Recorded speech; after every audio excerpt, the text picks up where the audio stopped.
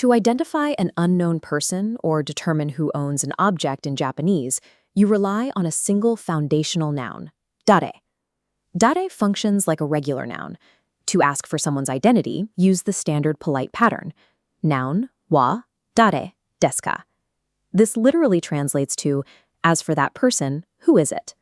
Because this word is a noun, its specific role in your sentence is defined by the accompanying particle. Changing the particle changes the entire meaning of the question. Precise communication depends on choosing the correct particle to follow dare. This distinction becomes clear when you shift from identifying a person to identifying an owner. For example, if you find a lost umbrella. Saying dare kasa without a marker is incorrect.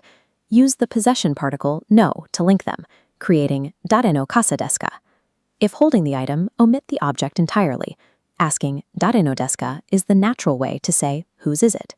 In Japanese grammar, dare no serves as the consistent, required construction for establishing ownership.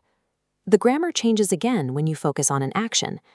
Imagine you are trying to determine who ate the last piece of cake. There is a frequent instinct to use the topic particle wa here, resulting in the incorrect phrase, dare wa keiko tabemashita ka? When the unknown person is the grammatical subject, the one performing the action, you cannot use wa. You must use the subject particle ga. If who is the actor in your sentence, the phrasing is always dare ga. Let's test this. To ask, who did you write a letter to? Which particle indicates the person receiving that letter?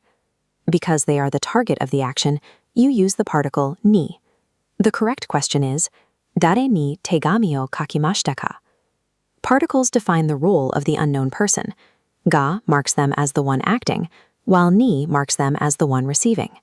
While dare is appropriate for everyday conversation with peers, it is considered too informal for professional or respectful environments.